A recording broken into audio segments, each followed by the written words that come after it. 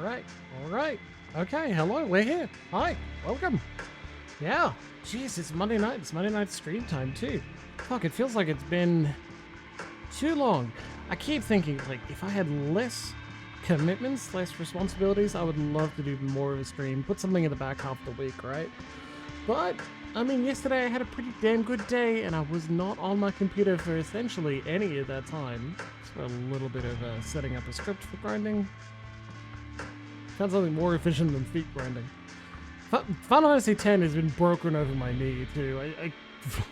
I fucking owned that game, that's for sure. To the point where we're gonna walk through the last few challenges of the game. So on Wednesday night, I sincerely hope you're looking forward to just watching some cutscenes, maybe? Hell yeah, right? Hell yeah.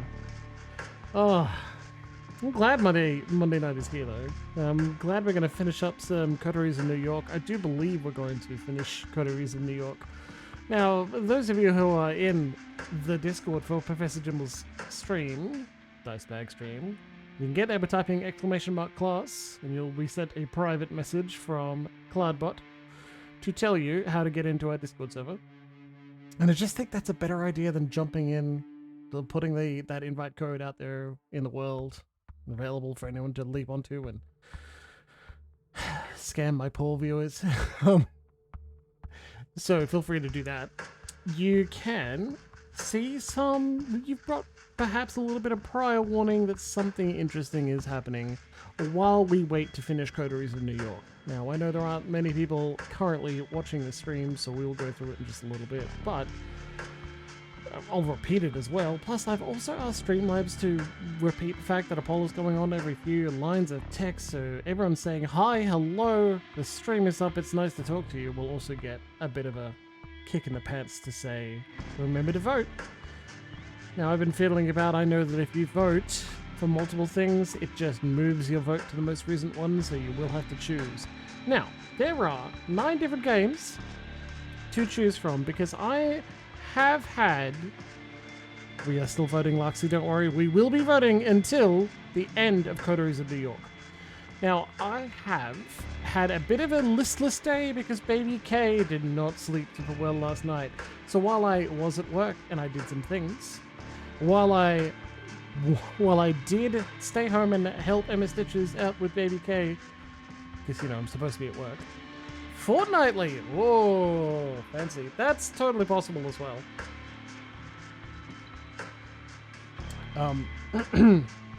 Just pick a favorite. I could do 2 of them between fortnightly. That's interesting. Okay.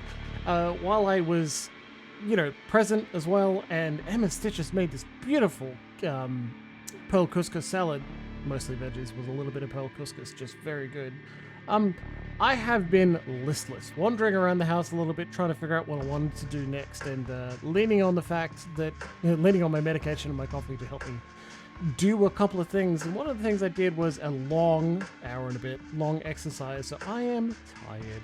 I'm sleepy and I am physically tired, but I am, you know, pumped. Come on, camera. Thank you. Yeah, microphone. All right, good. Terrible. We can try a little better, huh? Anyway, I've had, while a good day, I have been a little listless. That meant I've, as described to Corey in a message, I've been looking at my Steam library the same way you look at the fridge when you want a snack, but you don't know what sort of snack you want, so you're ready to shoot down ideas, but nothing is just yelling at you, is something you definitely want to do. Or eat, right? So, why not open it up to the floor? Why not tell everyone, hey everybody, what do you choose? What would you like to see? What sort of Jimbles would you like to be jimbling your way forward? Yeah, oh, for Christ. Put in the command, !vote and the text. Streamload should remind everyone, but I'll also just do a quick copy paste here. Now, if you're on the Discord server, you can in fact see that I've done I've linked to store pages and very quick descriptions of these 9 games, and there is also an other category where you can just tell me what you'd like, and we can talk it through, have some suggestions. But these 9 things I have distinct and obvious interest in running for you, demonstrating, playing through on camera for at least a little while. And I've got, you know, the amount of Professor Jimbles lessons you get from a regular game, just bouncing around my head, and I'll be happy to talk about each of them, why they matter, why they're important, and that sort of thing, huh? And so if you vote for another, and it's something like a crafty survival game called The Forest, or something like that, or Pal World, where I have zero thoughts and I'm not convinced I'm gonna have any thoughts by the end of it, I don't know. Hey, Violets, if you have something else you'd like on the other Fortnite, I think that counts as a vote for Kingdom Hearts. To be honest, that sounds like Baldur's Gate and Kingdom Hearts Fortnite. Something about Baldur's Gate is not catching me as much as it should. I don't know what, and that's very strange to me. It feels like the way I get when I play a game on release, and I think I would really prefer this with extra DLC or something completed. I don't know why, but I don't want to be on the tidal wave of hype, so I'll play it a year after release. Not sure. Anyway, I've got lessons, I've got thoughts, and I am actively interested in playing any one of those games in the list, and I will take other votes as well. Then just vote for Kingdom Hearts. And if it happens weekly, well, guess what? The only way you're getting the plot, that's good. Yeah. So I'm excited. I'd also encourage all of you to keep talking about it in chat. Encourage all of you to grab anyone else in the audience who's like, yeah, use repeat messages. I'm going to reduce that to 15 so you see it more often. Cool. I encourage you to get all of your other friends and people in online spaces who are easily convinced or owe you a favor, and you can jump in and get them to vote for the thing you'd like. And they can also jump onto our Discord by !class to get my little summary of why I put it on the list or what's interesting about it. You can go that far. And a store link so you can know what we're talking about. I will note that Kingdom Hearts will have tattoo reveal. There you go. More intense emotion and plot on Mondays. Be prepared to pay attention. That's good. Literally all of those would work for that. Actually, Life is Strange and Coffee Talk, probably not. Neverwinter Nights 1 and 2, probably yes. Dragonfall, probably yes. Kingdom Hearts, definitely. Tyranny, probably. Werewolf, maybe not, actually. That's very much me reading a story again. It's a visual novel. But hey, it's a werewolf visual novel, right? We haven't had one of those. It's been all vampires. And there's at least 2 people in our community that we like who do not like vampires.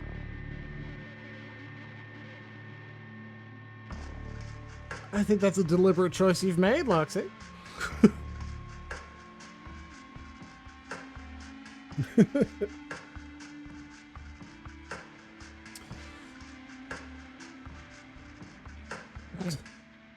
Yeah, I believe it, alright.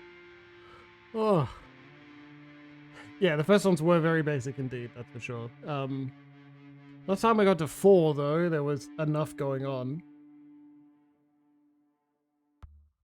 I really liked 4. And 5. 6, slightly less than I feel like I should.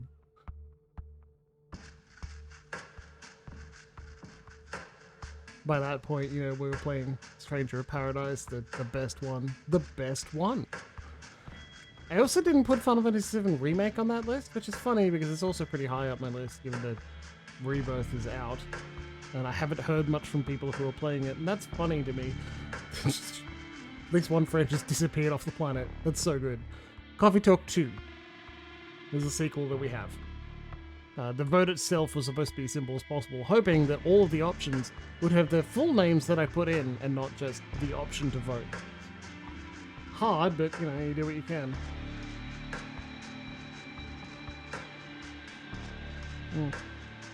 I think it's a little frustrating that I have to keep some votes on my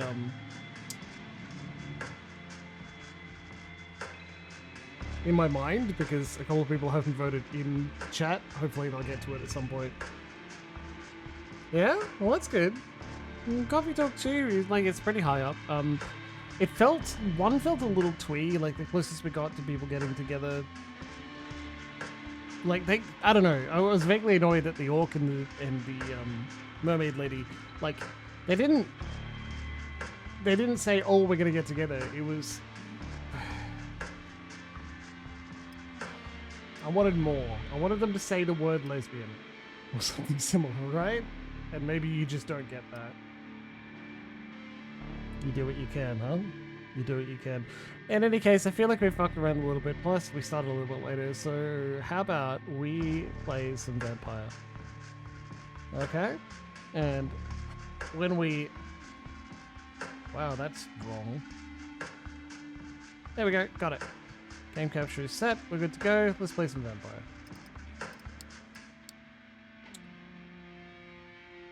Quiet and close is right true. Plus, it is at least slightly a puzzler, so we have an opportunity for me to fuck up and die. When you get to the internet cafe, Hope is already waiting up front. The sight catches you off guard. A part of you suspected that she might be more of a shut-in, my haven is my castle type. Schumacher. Perfect timing. We need to go for a ride. Get in, get in, get in. She doesn't wait for your response and jumps behind the wheel of a lavender vintage roadster instead.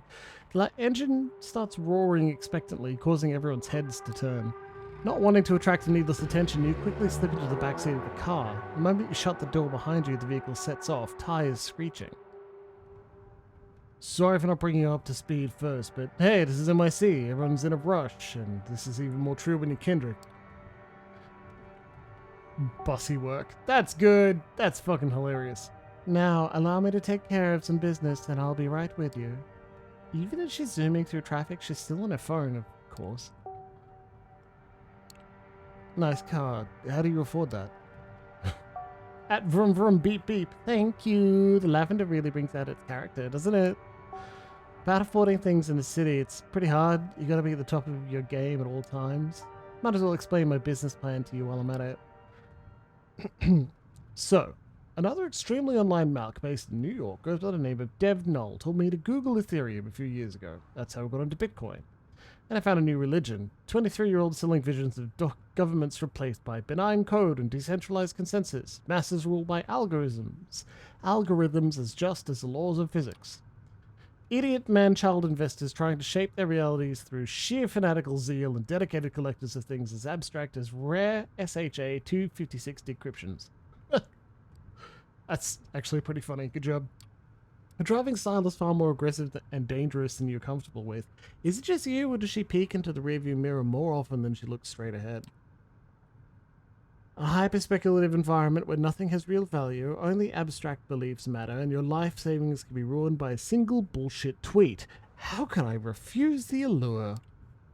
I started buying low and selling high in a variety of shady 24/7 exchanges that allowed me with 100 times leverage, as in they'd lend me 100 times the capital I could bet with. I got lucky at the beginning and kept the ball rolling, shorting and longing, impulsively, recklessly. I got to the point where I became too big to fail, and that's when I cashed out. The car comes to an abrupt halt. You bump up against the seat in front of you. Okay, the story will be continued later. We're here right at our first stop. I need you to do me a favor. Where? What favor? What favor? What favor? Young, hot, petite engineer. Nothing too difficult. Literally a jump in, jump out kind of deal. See that weird guy in a Yankees cap standing around the corner? Approach him, tell him you're at young, hot, petite engineer. Take the phone he gives you and bring it here. Get going, honey. It's illegal to park here. Jump out of the car and approach the man, Hope has pointed out. Not a lot you can tell about him based on his appearance, aside from the fact he seems pretty shady. Guy assumes a comically threatening pose as you approach him. What the hell do you want? I'm young, hot, petite engineer. Alright, here we go. Stop binding the cursor. Play background sound. Ingenue. Ingenue. It's French. Fuck, I should know that. Ingenue. I'm young, hot, petite ingenue. Oh, no offense, but I kind of expected a girl. I mean, no, yeah, my bad for assuming, but damn. He takes a phone out of his pocket and covertly passes it to you. Everything has been prepared and preloaded according to your instructions. Should take about 2 minutes to transfer the data. Now get out of here. The man walks away with an exaggerated hip-hop gait. You jump back into Hope's car. She immediately steps on the gas.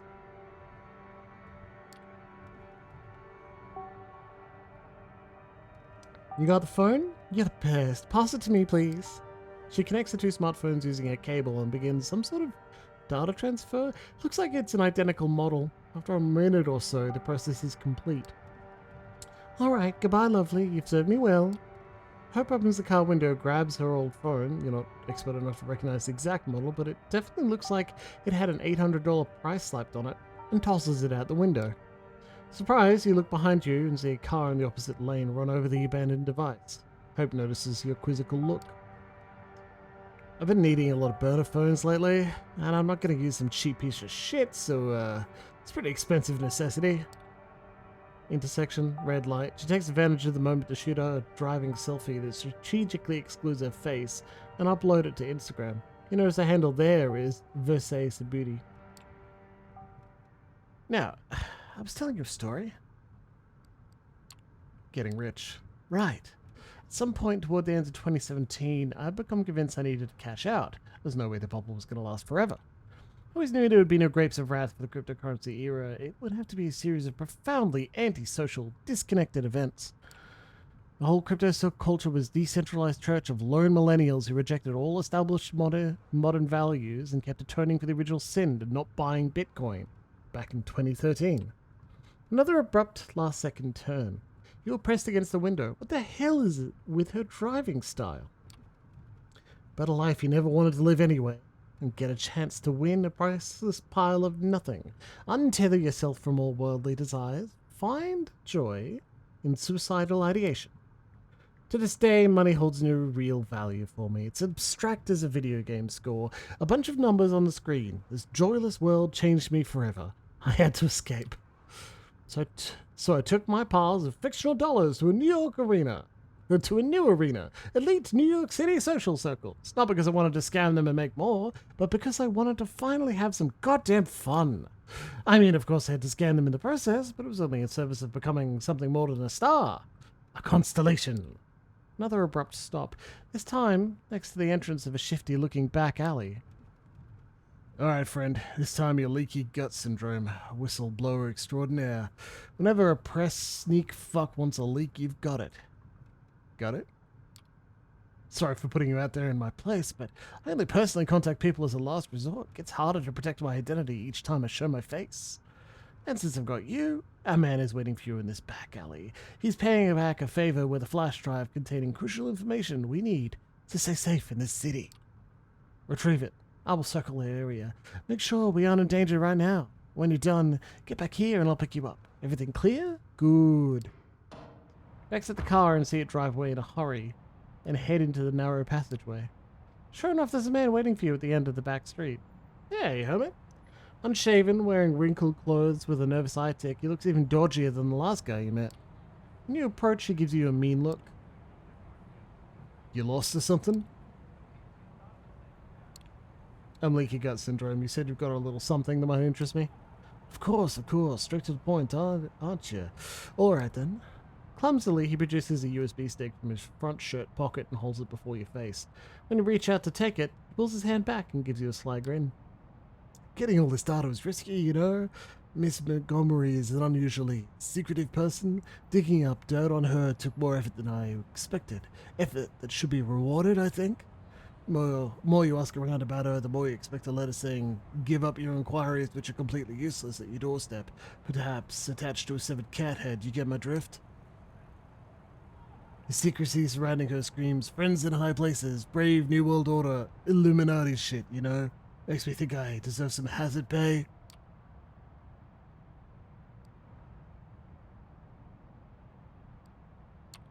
Suppose you're right. What do you want?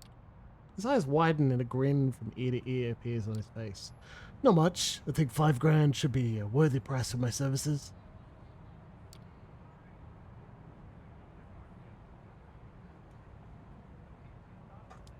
Alright, it's a deal. I'll transfer the money to your account later tonight, provided your daughter is legit.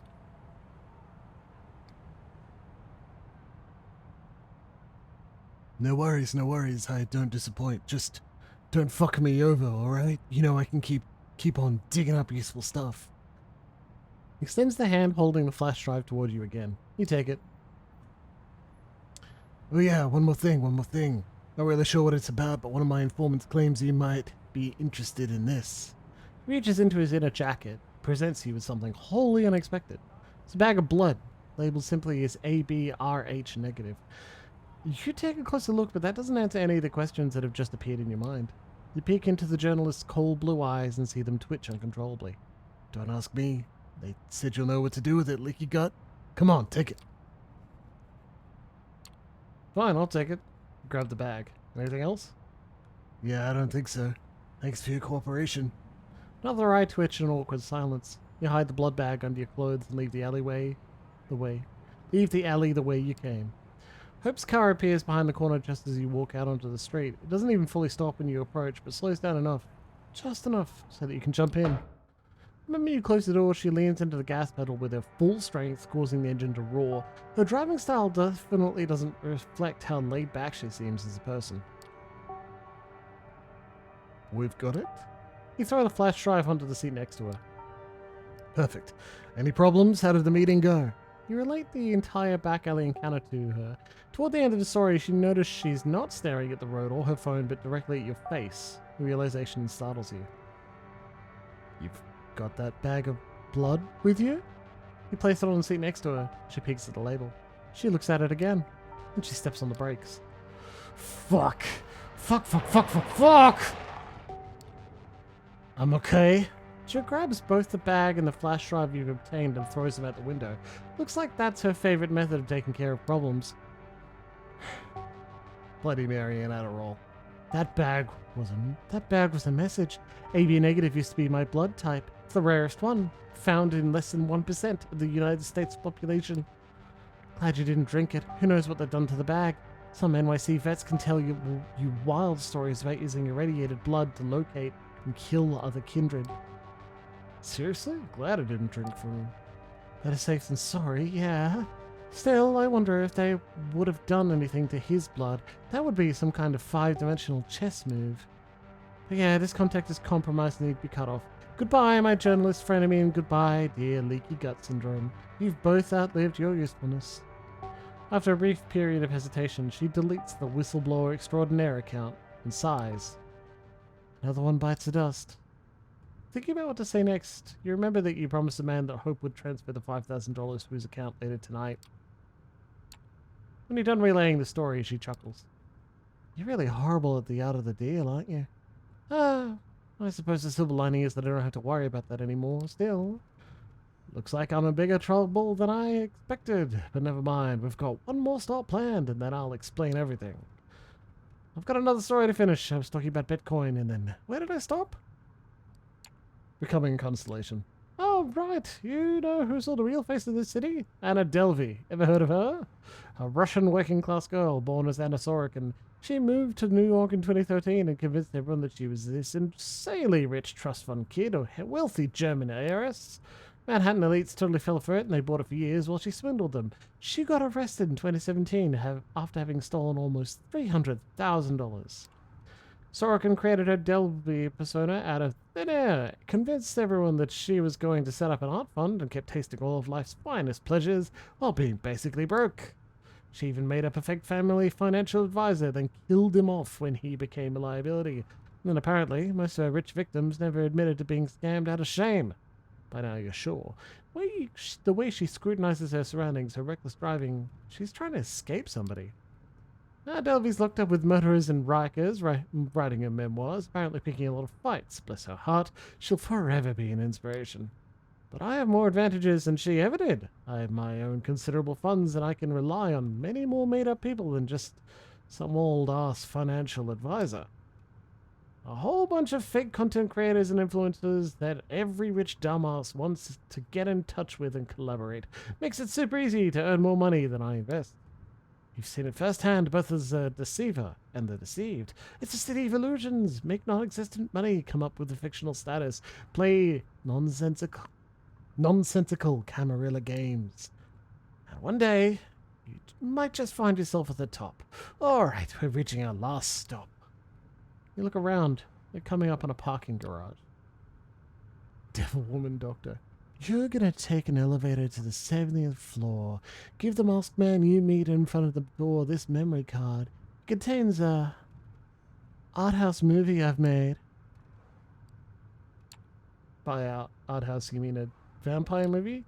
Yes, a movie you've seen me rehearse in my haven. You didn't think I was just doing that for show, did you? I found some filthy rich Manhattan pervs who'll pay a fortune for a convincing vampire cam show. I don't need money, but their IT industry connections gave me an idea. When we give them this memory card, we'll gain access to tech that should allow us to take on my biggest enemy in the city. So your nickname this time is going to be a Crash. You are momentarily dazed and can't immediately understand what happened. The first thing you know for sure is if you were still a normal human being, you'd be dead. You replay the last few seconds in your head. The other car appeared out of nowhere and crashed into Hope's vehicle at a maximum speed it was able to achieve in this closed-off space. The driver has already managed to kick open the mangled door next to him and stumble out of his seat. Now he wordlessly approaches the trunk and takes a large-caliber silenced pistol out of it. He starts approaching the lavender wreck of Hope's car, obviously ready to finish the job that he started. You have to be fast and violent. It's you or him now. Your instincts take over. The world stops moving just as you start running. He can see you, of course, but not as a well-defined shape. It's a blur and its speed is faster than his aim. It gets closer to him, he's scared. It's next to him, he's terrified. A series of superhumanly swift punches ruptures his body in all sorts of horrifying ways. His world briefly turns into an ocean of agony, then disappears forever. You stand above a gunman's body, trying to calm yourself and your killer instincts. That's when you hear her voice. Same, but unironically. Ugh. Hope slithers out of her car and sees you standing over your assailant. Huh. You did pretty good. She approaches the body of the driver you killed and kicks it so she can take a better look at it. Upon seeing the front of the corpse, she lets out an annoyed grunt. Ugh, knew it would be this asshole. He's been following us all day. And I know just who he belongs to. Even before she's finished talking, she's already trying to reach someone through a video call. Eventually, she succeeds. You see a nonchalant woman in business casual on her smartphone screen. Kara Montgomery, how can I help you? Kara. Hope. Didn't expect you to ever reach me through this channel. Have you thought things through? Wait, did something happen? Did something happen? Your fucking ghoul just tried to kill me, you crazy bitch. That's what fucking happened. Calm yourself, for Christ's sakes. This is a baseless accusation. I know it's from Double Spiral. He's been working at your motherfucking company. Come on, you know I can't be held responsible for the independent actions of my subordinates. Well, why don't we just meet up and talk it over? Hope disconnects the call and instantly blocks Kara from contacting her. You corporate shithead. You make me sick.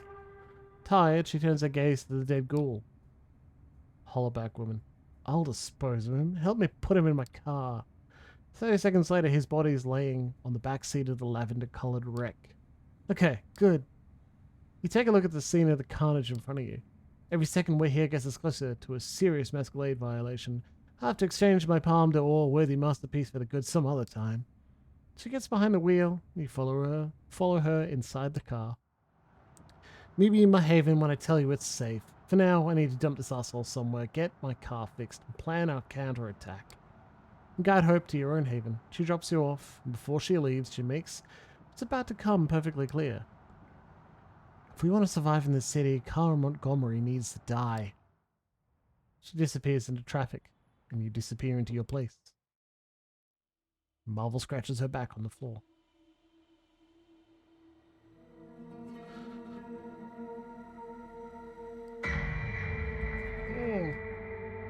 So we had, over the last couple of days, we had a very lovely shout out from Leona Maple, who was streaming live from her DEI Q&A stream, and that was very good.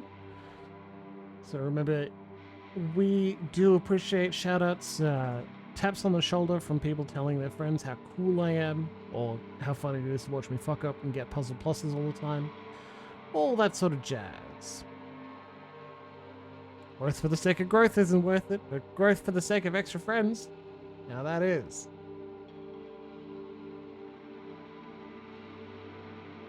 You wake up. This is not your haven.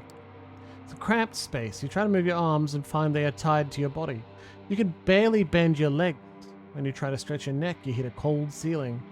You can't quite believe it, but this is a coffin. Or something close enough to it. Very good, Loxy.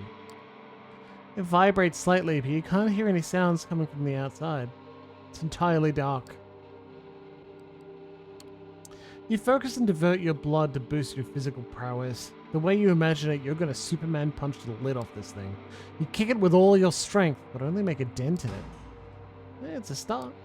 You keep kicking. With each hit, you make the dent bigger. You manage to make a small crack in the very bottom of the container. A bit of light and sound come in. The crackle of a radio, the hum of a car's engine, a nervous male voice.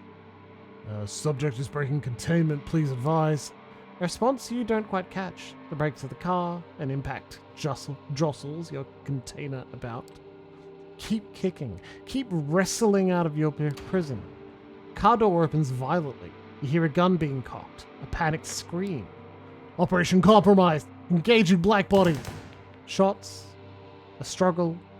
Silence. The lid comes off. What the? We've found you. Achievement, Beast Mode. Tamika came to your help in the grand finale. Hey, Hope came to our help too. You're trying to cross the border, right? Walked right into that Imperial ambush, same as us and that asshole over there. That's funny. That's good. Hey, you're finally awake, huh? You're trying to cross that border, right? Walked right into that Imperial ambush, same as us and that asshole over there. Come on, get up. We gotta get going. Seeing their faces is surprising, even more so in these circumstances. However, you realize the immediate danger and follow your companions out of the car and down the street in North Bronx. The van has crashed into another car. A familiar face out of Kaiser's ghoul Jackie stumbles out of the Rexodome and slinks away into the darkness before you can call after him.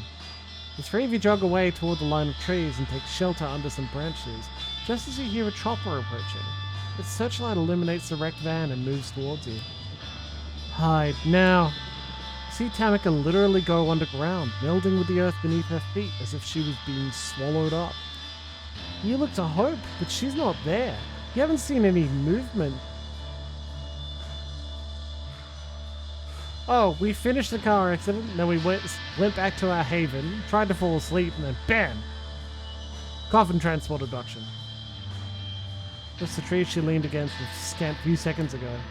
You're left alone with just seconds to make your move before the spotlight finds you. We're real hungry, so let's not do that. Dive! Seeing no better option, you find the nearest bush and dive right under it. It's probably not the best or smartest thing to do, but you have to trust your gut. Okay, the trying to cross a border, that's a Skyrim reference. That's the opening to Skyrim.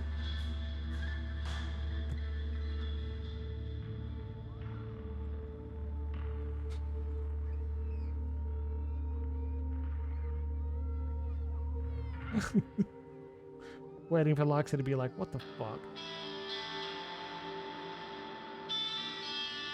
Oh, maybe. I think we're pretty clearly still in New York. The illumination passes only inches away from you, but it's just a pattern of light on the ground. The trees block a good portion of it. It doesn't dwell on you. It doesn't seem like they've spotted you or any of your companions. The helicopter flies on, its searchlight frantically moving through the vicinity as your companions once again appear in your proximity. Close call. We'll have to get out of here before the S9 puts boots on the ground. Care to tell me what's going on? Hope, fill them in while we walk. Follow me. Hope Portrait3.png. Your life up to this point, everything you knew, was a highly advanced VR simulation. Welcome to the real world. Your blank stare is what makes it crack. No, actually, the SI First Light in this case, I think, raided your haven and took you in. They were just transporting you out of town. Kaiser told us which route they'd take. If they hit my haven, what about Sophie? Is she safe? Lay down the law. 29. As far as I know, it's just your place that got hit, partner. Makes you wonder what's coming next, huh? As I ride, come on, stay low. The SI might still be around. Kaiser's familiar car stops nearby, and the back door opens. Your allies usher you inside and join you. Being inside this mobile fortress never felt like a relief, until now. Hey, fledgling. Miss me? Actually, yeah, I kinda did. Oh, that's so sweet. I hate to break it to you, but I didn't take a sudden liking to you. I'm here on business. You're here now, only because I told your buddies that you were neck deep in shit. That van you're in, a one-way ticket to Hurtsville, Pennsylvania. I broke you out as a favor. Now you owe me big.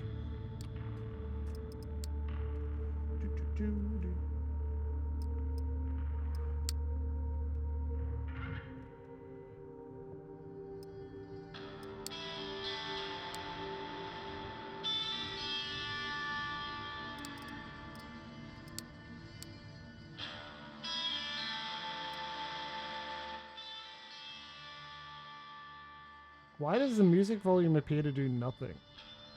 Anyway, I've turned it down for you. Hope snorts. Well, thanks, Willow. What's so funny, Chester? Hurtsville? Pennsylvania? Oh, do you like it? Ageist scum.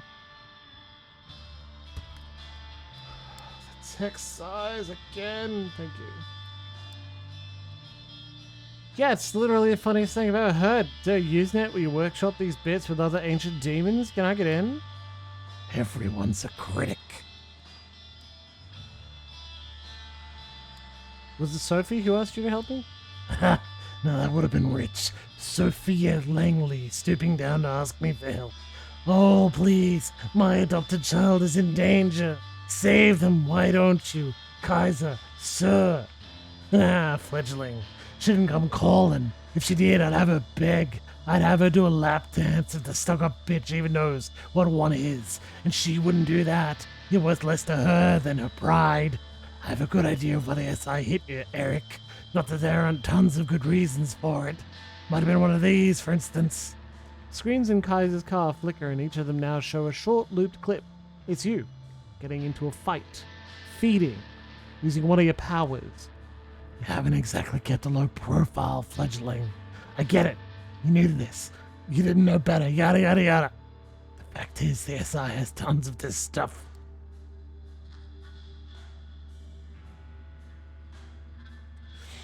Security camera footage, YouTube videos posted by onlookers, social media posts from victims, you name it. Like I said though, I don't think any one of these did you in. Slip-ups happen. The reason I need you walking and talking, Eric, is to test a hypothesis of mine. For that, I need you to finish what you were tasked to do. So, first things first, here. He hands you a phone. The number has already been dialed. You hear the tone, somebody picks up. Who is this? It's me, Sophie. Eric? Are you okay? They're fine and dandy. Kaiser, what are you doing on this line? What do you think? It's my phone your protege is using to keep it snappy. Operating a secure network ain't cheap. Come on, Eric, spit it out. Tamaka and Hope saved me from the Second Inquisition, Sophie. I only got out because of them. Companions look at one another knowingly.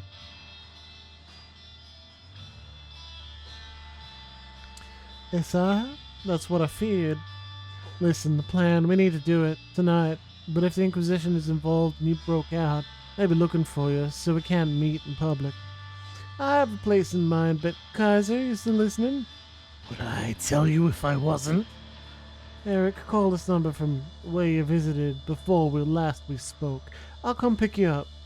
She hangs up. And that's that. What is it that you've gotten yourself into? No need to answer that riddle. I think I've almost arrived at the answer. Sorry to spoil the fun, but I'll answer that particular riddle momentarily. Don't worry, doll, I can throw a few other ones your way after our mutual acquaintance continues with their night. If my intel is worth a damn, your next stop, Eric, is right about here.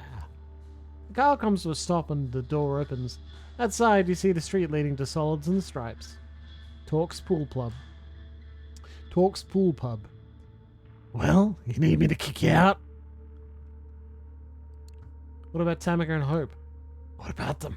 They're staying right here, where they are, and we're gonna have a little chat. After we're done, I'm sure they'll find their way back to their havens just fine. The clock is ticking.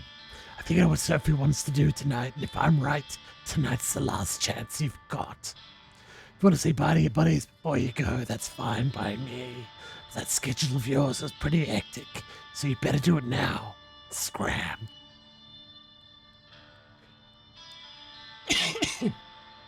You thank both of your companions for their assistance. Without them, you wouldn't be here now. Kaiser makes a gagging gesture and urges you to step out of the car. You turn around and make your way to the bar. The door closes behind you and Kaiser's limo starts moving again. You hope your companions won't have to pay too high a price for helping you.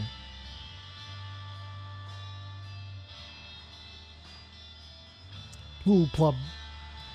The Solids and Stripes is pretty much abandoned tonight with only the bartender and one bleary-eyed local watching an old Bogart movie on the bar screen. He asks to use the phone and call Sophie first. Yeah? I'm here, what's the plan? We're on our way.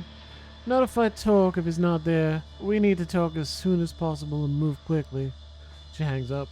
You tell the bartender to notify Talk just as the Anarch leader mentioned you should. The man makes a short call. You only hear somebody picking up, but no words exchanged. Your owner's on his way right now. Gonna get you anything while you're waiting? Actually, do you, serve special stuff? The bartender raises an eyebrow. A special reserve, you mean? Sorry, I can only serve them to a narrow selection of the owner's friends.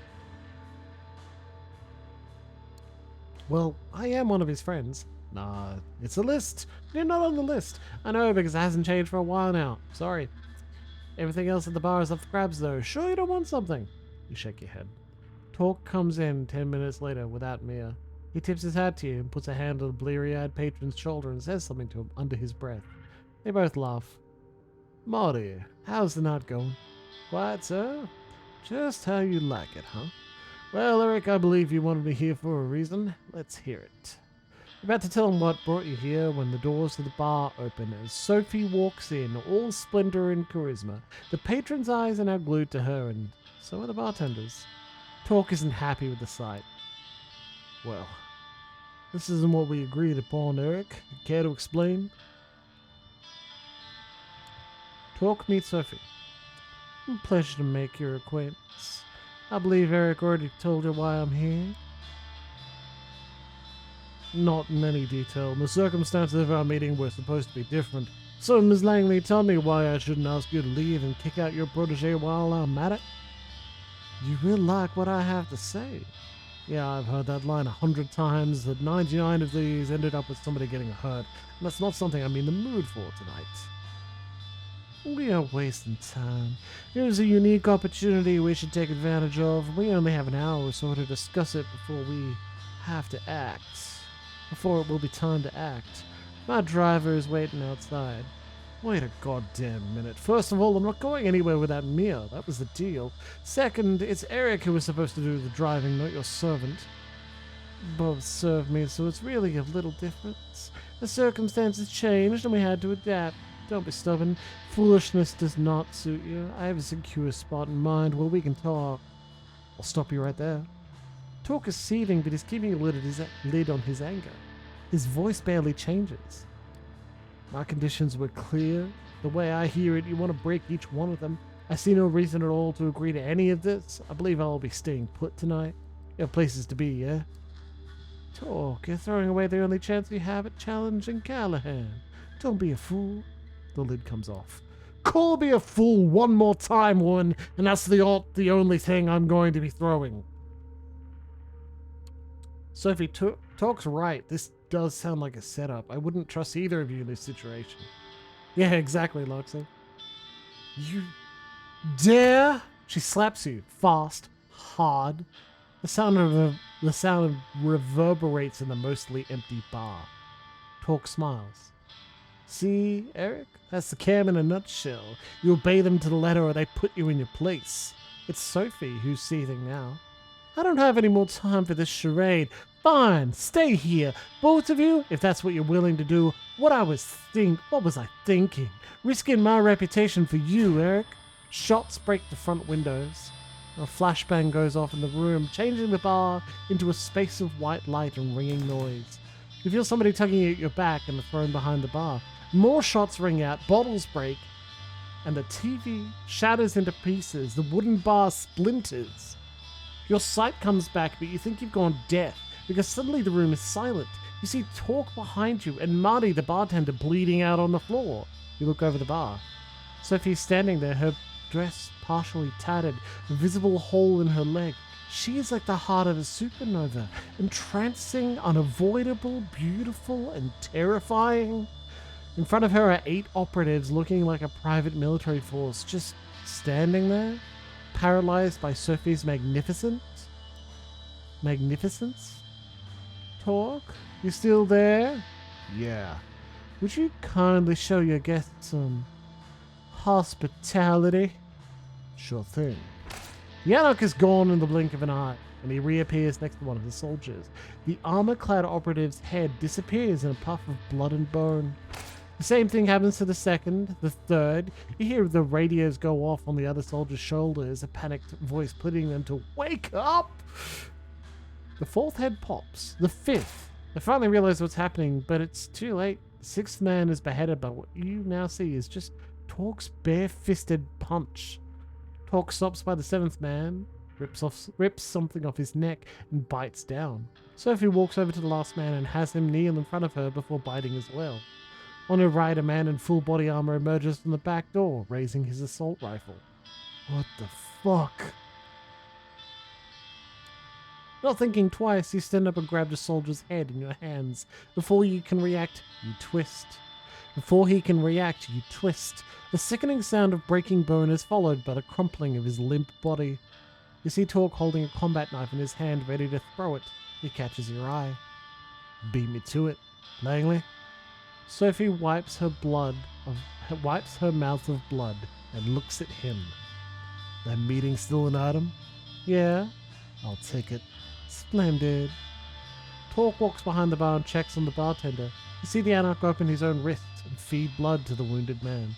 Drink up, Marty. It'll make you feel better. Get the hell out of here and wait for Mia. She's coming, and she'll want to know what to do. Talk? Yeah, coming. Take the back door. Eric, come on.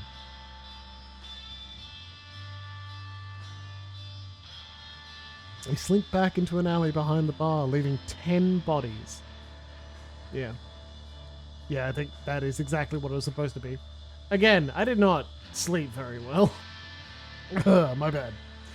You slink back into an alley behind the bar, leaving 10 bodies and one grievously wounded ghoul behind. Nobody stops you from circling around the block and finding your way to Sophie's car. Gregory drives away casually as if this was just another late-night drive, not the crowding of a desperate, complicated evening. Sophie brings you all to a luxurious apartment in Manhattan's Upper West Side. The way she explains that the vampire who owned it left the city a few years ago and gave away spare keys to a few trusted compatriots. It's been used sporadically since. Fancy. You like it? It's always felt too modern for my taste, but what's important is that it's secure. As long as nobody followed your car here, or the fledgling, trouble follows this one wherever they go. Even if that's the case, we have very little time to conduct our business here anyway, and we'll be leaving soon, I hope. So let's begin. You look at Sophie, excited. Finally you will learn what it is that you've been working towards for more than a week, and what it is that Kaiser wanted you to participate in. I have it on good authority that Boss Callahan is bloodbound to Prince Panhard. Talk sucks air in loudly. That's an accusation and a half there, Langley. You got proof? No, but we're just a boat ride away from getting it. What is that supposed to mean? Eric, the address that I procured from Kaiser was a meeting spot for Panhards and the Baron's regular sharing of blood and other bodily fluids, if the rumors are true. Wait, Kaiser knew about this? Is there anything that insufferable clump of dead skin doesn't know in this city? He knows things, but only shares them if you pay. Neither the prince nor Callahan can touch him. He's too useful. Guys, it said something about having plans for me, that he wanted me to make this meeting happen. That can't be good, right? That is an interesting point. I think Kaiser might be as interested in shaking up the status quo as we are. Chaotic landscape makes for a great market to him, unlike a static one. I don't like playing into that creep's hands, but at least now I know that I'm doing it. The devil you know and all that. What was the address I gave you? They meet regularly on Ellis Island. In fact, their next scheduled meeting starts in just around half an hour. Hot damn. I'm guessing you want to crash that meeting. Why? So you can see the proof for yourself, so that I can make sure too, and so that I have an extra pair of eyes of Panhard to consider when I present to her my ultimatum. The prince must abandon her seat and leave New York City. She can go wherever she pleases. If she stays, the entire court will know, and then the next prince might not look favorably on her past. Dealing with anarchs, especially so closely, is a punishable offense in the Camarilla, as I'm sure you've heard. So I did. Torque strokes his beard and looks intently at Sophie. What exactly are you trying to accomplish here? Say you remove Panhard and I even remove Callahan, then what? Torque, did you ever wonder why Callahan is keeping you in check? Because I wondered why the prince condemns anarchs during her visits to Elysium, but doesn't allow the ivory tower to challenge you. She or they have engineered this status quo not for the good of their sect, but for private gain.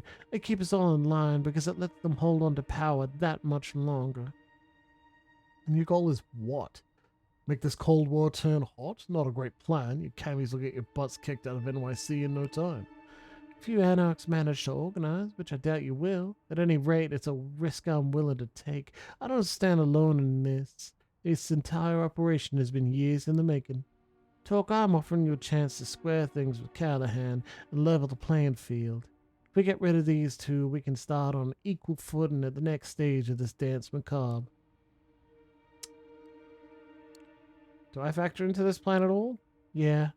We'll be taking you to Ellis Island, both as another set of eyes to witness the prince and the baron in the act, and as a bit of added security. I don't think Helena Callahan would dare lay a finger on me, but they will not find me unprepared. You know, after all these years spent in Callahan's shadow and taking part in all the kindred dick measuring contests, I should expect a ruse, some ploy to kill me in an out-of-the-way place. That's our inherent paranoia talking. My gut tells me it's time to get this show started. I do hope you have a boat nearby, Langley. Sophie smiles mischievously. Of course I do. It's waiting for us by the pier. Lead the way then. Moonlight's burning. The three of you leave the apartment and walk towards the pier. Nobody seems to be following you. You get on a small patrol boat and double time it through the Hudson's cold, dark waters. Out of all the places in NYC where the prince and the baron could meet, and it's Ellis Island, a landmark with a dark past, a museum on one hand, a dilapidated piece of history on the other. You leave the boat and make your way to the southern part of the island, paying no heed to the renovated tourist attractions on the northern side. You expected some resistance? A night guard, a helicopter flying overhead, or perhaps, or maybe an NYPD patrol boat? Nothing. The island seems completely deserted. It's clear this sets Sophie on edge. She's moving as quietly and as subtly as ever. You can see that she's eager to reach the particular house her intel pointed out. Torque is following suit, grimly determined, flashing his piercing gaze all over, still clearly uncertain that this isn't some kind of con. Finally you see it. Light coming from a window in one of the buildings at the edge of the island. The three of you slowly creep closer to the building and take a look inside the window. There it is. Callahan, kneeling in front of the prince, sucking on Panhard's wrist, both fully clothed, a small blessing. Torque makes his move, and before Sophie can stop him, he busts through the building's doors. It all happens very quickly.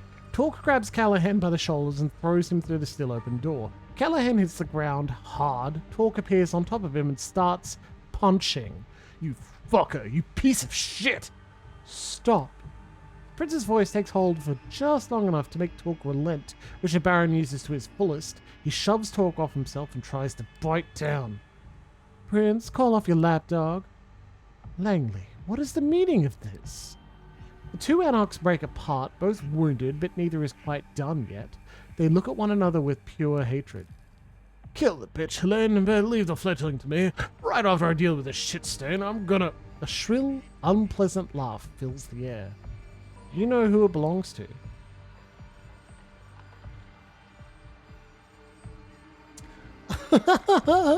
So entertaining. Truly, it feels almost a shame to bring up this spectacle, but alas. Thomas? Who the fuck is this joker?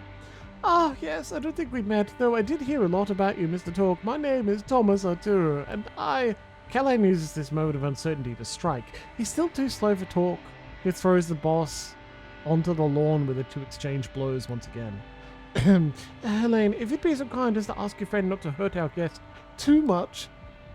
Callahan, don't kill him. This time Callahan comes out on top and grabs Talk in an iron hold. Your companion struggles, but can't quite break away. I'll not be denied, Helene. No, not this time. You will do as I command. And she will do as I command her, Douglas, old boy. What? Like I was saying before, I was so rudely interrupted.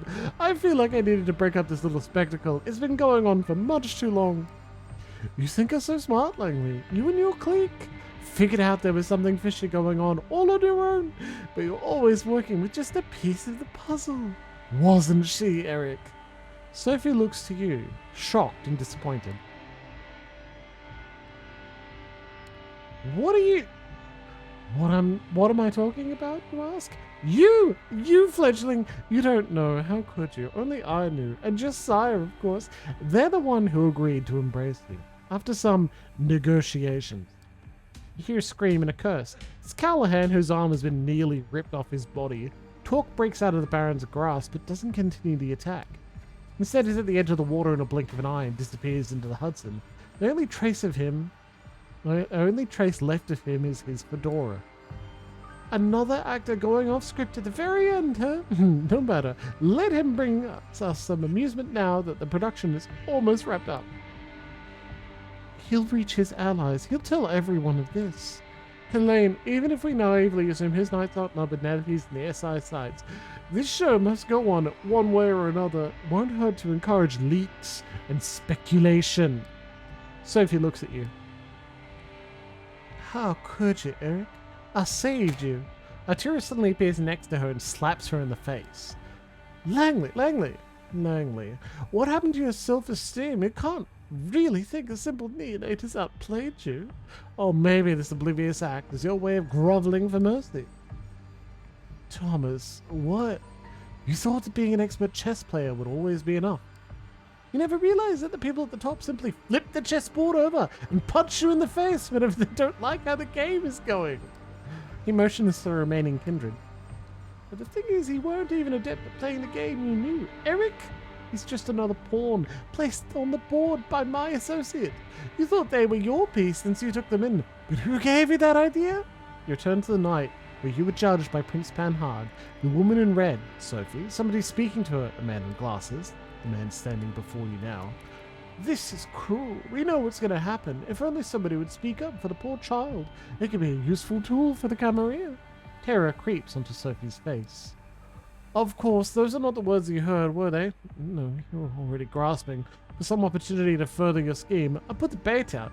Took it. Hook, line, and sinker. After that, it was only a matter of time before you started using Eric as your errand boy. No one is quite as easy to track and monitor as a naive fledgling who's just learning the ropes. What is it that you want, Thomas? What do I want? Oh, boy, the answer's so simple, but so hard to put into words. Unstable stability, cutting-edge tales of thrills and intrigue that push it to the limit, then return you to the tried and tested status quo gently, infallibly. A system full of distractingly moving parts which simulate conflict so convincingly that its users never feel a need to direct their energy towards upsetting the system. Achieving the eternal through the disposable. Building a city that's a ship of Theseus, constantly changing its parts yet always maintaining the same purpose, serving the same goal at all times. A large-scale infrastructure that has something like an exhaust system for the spirit. Something that disperses the toxicity around instead of concentrating it in a single place. None of what you're saying makes the slightest bit of sense. Arturo is momentarily stopped in his tracks. He stares into the sky for a few seconds before a sad grin appears on his face. Spoken like someone who's never really had what it takes to make it in the big leagues. With a theatrical snap of fingers, he gives his last sentence a sense of finality. Something has changed in the air. You could swear you saw a shadow move behind Sophie. Goodbye, Sophie. A person appears behind Sophie. You can't believe your eyes. It's Adelaide Davis, holding garden shears in her hands.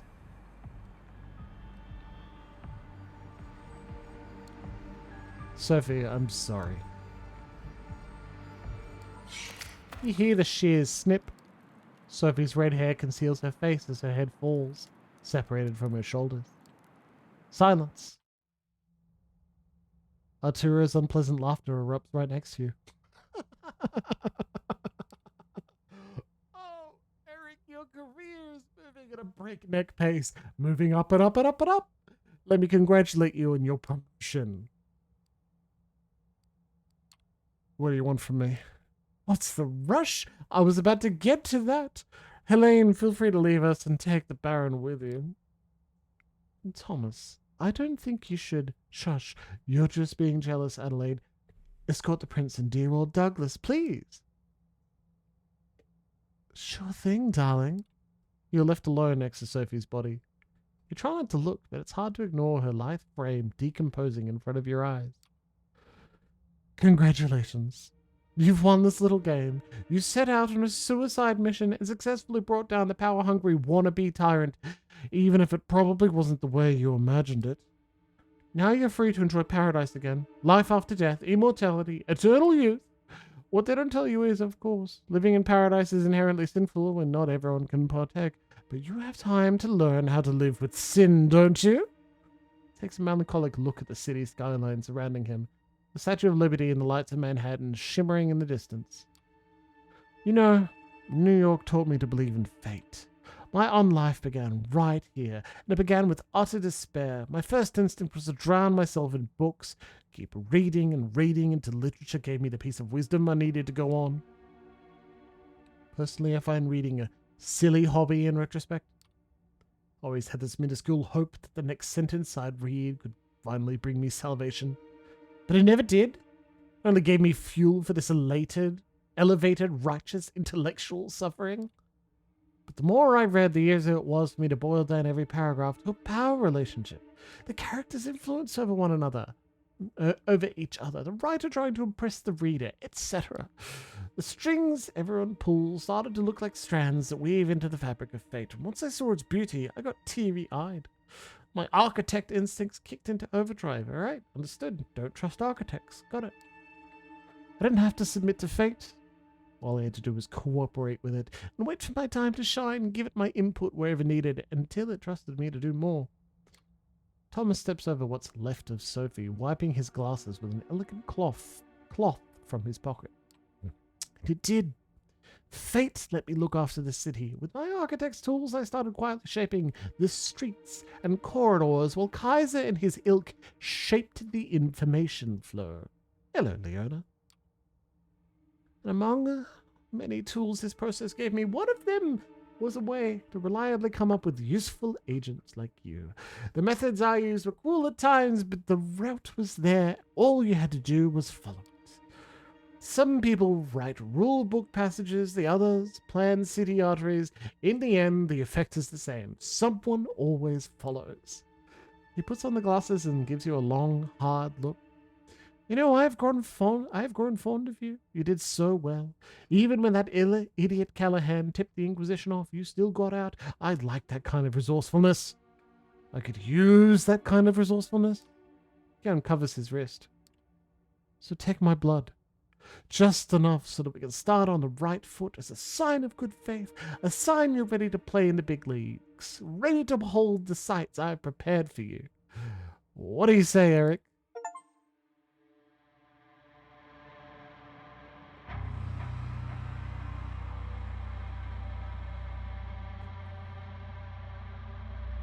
That's not a yes or no decision.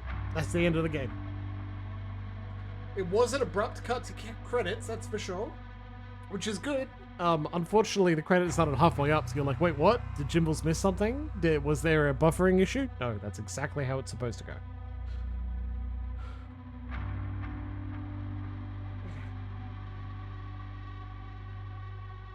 What the fuck? What do you mean?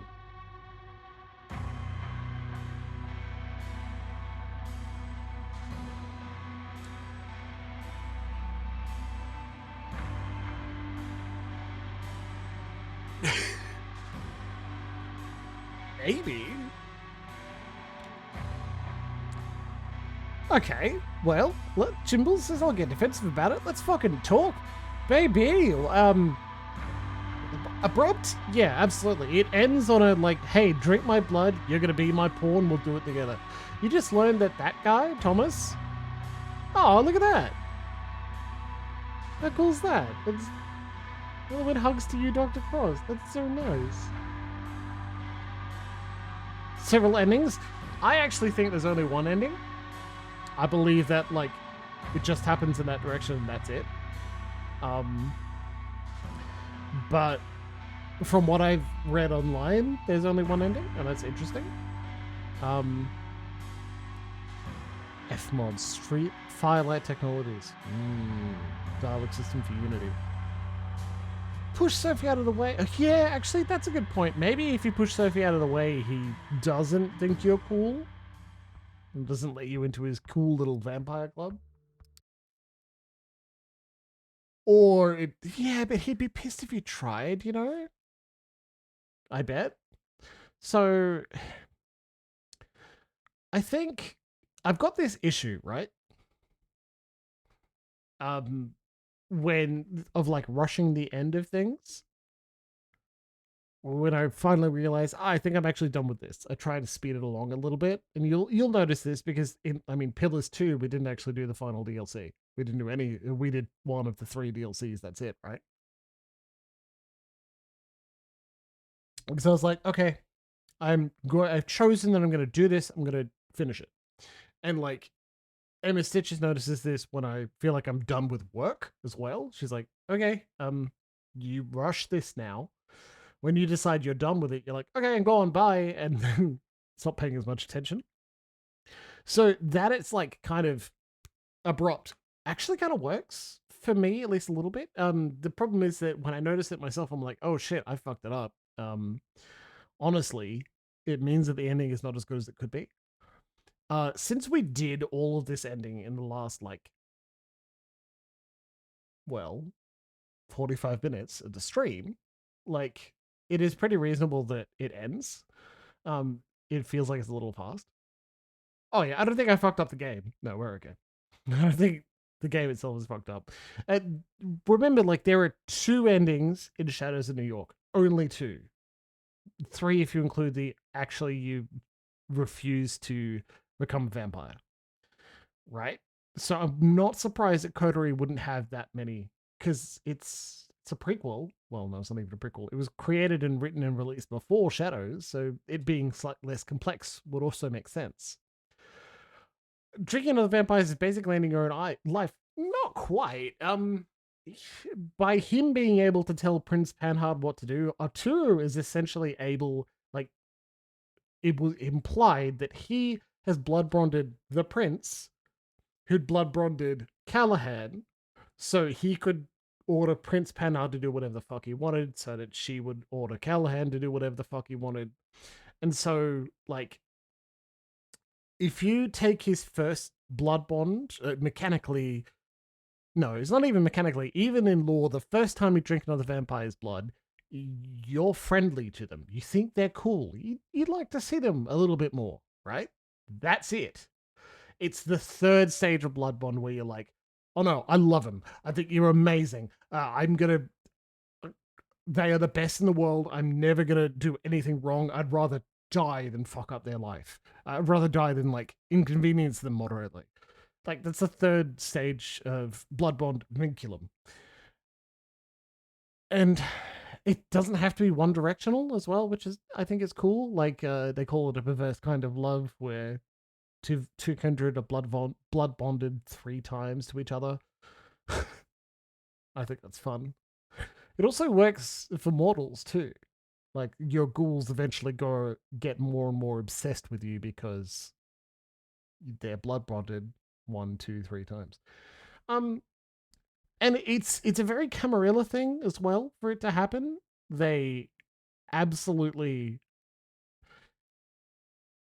they use it to enforce that hierarchy between not just sire and yeah, I think yeah, when you even when you die and drink someone's blood and become a kindred, you start with a level 1 blood bond with them. It's I've always felt like it's simultaneously not used enough and used too shallowly in some of the places I see it come up in vampire lore. It's like, oh yeah, they've got first stage or second stage blood bond, so they really love this guy. It's really important, and the person who's bonded them is using that to their advantage. I'm like,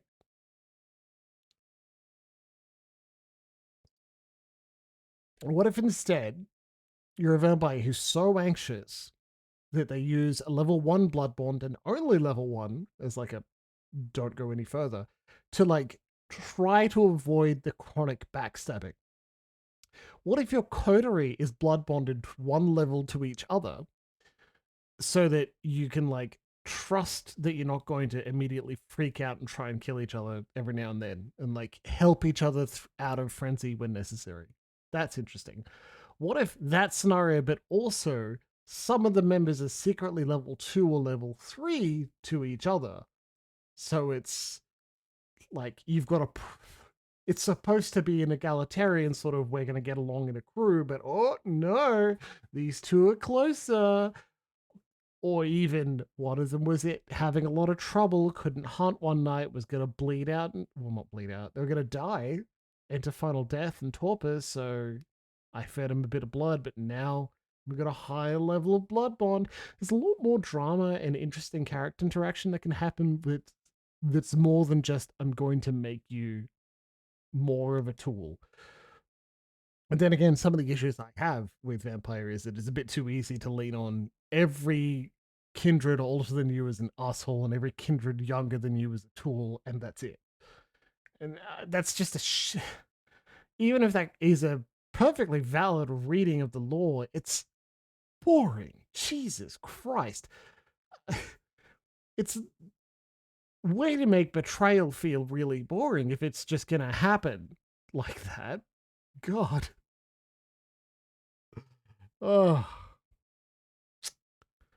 Yeah. Anyway, I'm pretty pleased that we finished Coteries in New York. I rate it slightly lower than Shadows, that's for sure. The plot line is once again a introduction to vampire, and Shadows is better because it feels less like an introduction and more of a we're exploring this character, this particular story. That helps. I think Hope was cool. I wish we got to see her story and didn't, but cool that she turned up to save us. Um, hmm. Yeah, I'll think about it some more to see if we have any other further thoughts. In the meantime, you'll notice that there is a poll going on for next game. I'll just copy that again. More hope, yeah. Maybe if you type exclamation mark class, you can go to our Discord server and get extra information about what I recommend, what I think is good. There are also some. There are a couple of votes on the Discord server as well that I need to go into. We're going to close. I'm going to close up the poll when I get back from break and jump into something. There may be I think we're going to have a lot of things are on 1 or 2 votes, which is a bit difficult. We may need to winnow it down, or maybe just do a fiat decision for Jimbles. But in the meantime, let's have a bit of an early break. Life is Strange is good. I enjoyed it a lot. Thank you, Violet's very helpful. Get into the nitty gritty on what, like, how frequent, that sort of thing. Um, but I've got lessons and thoughts on all of them, so it's going to be enjoyable. Bracket turning, God, oh man. All right, that's actually not a terrible idea.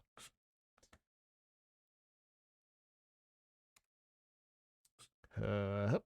And let's make it visible for monitor capture so you can see what I'm actually looking at.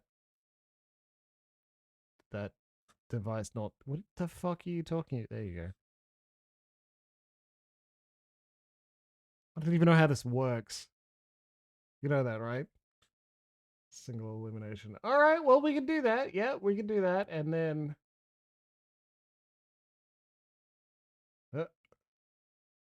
oh my god.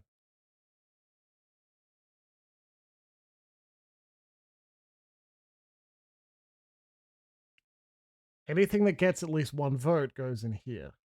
Yeah? I also think this thing is going to ask me to create an account and give them money. I got to tell you, fuck off. Oh, god damn it. First off, I'll boot up Jackbox's bracketeering. I swear it. All right, we're just going to stick with this. If we hate it, we'll go. Anyway, my desktop moves. What do you mean? Oh, yeah. Yeah, it's wallpaper engine.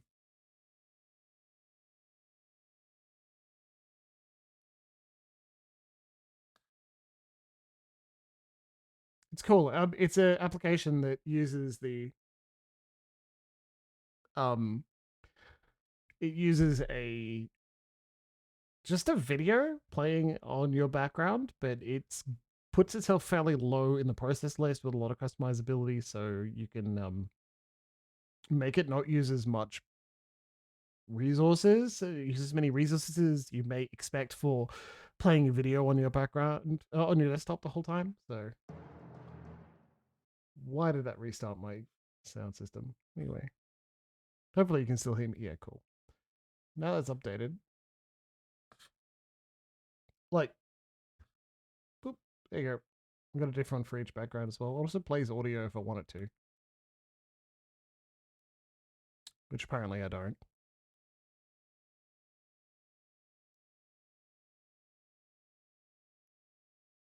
Nope. Anyway, um, it'll just default back to my playlist, so I'm not too upset. But that one's a fun one.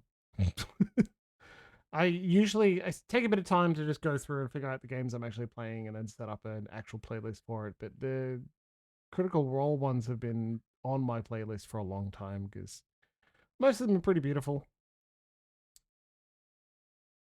And like it's just a good reputation. The only problem is that nearly all of them are fuckloads of anime to the point where I love this. Filter results. First off, you can be like, how sexy? Do you just want tits? And well, not quite. It's got like an anime option. You can just turn off anime in general. Boy, am I happy with that. Anyway, it's break time. I really hope that we have a lot of people vote. I hope we have a clear winner. I hope that everyone who wants to vote jumps on, puts on an exclamation mark vote and one of the things forward. If you have any questions, feel free to talk about it with one another and we'll get to the bottom of it together and have something fun, right? Have a good time. Otherwise, if we don't have a clear winner, I'll set up a bracket and then, yep, a bracket, absolutely. Somehow you can watch me fuck around with that, and that'll be funny. I hope plus puzzles come up for everyone. And I will definitely have to add votes to the people on Discord who have not jumped into chat to add their votes. I don't blame them. But boy, would it make my life easier.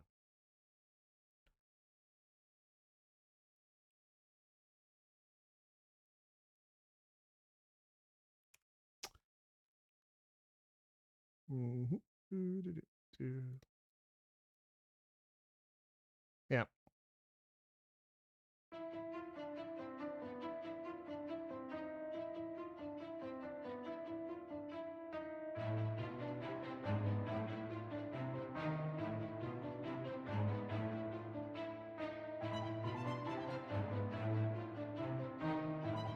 Come on, come on, come on.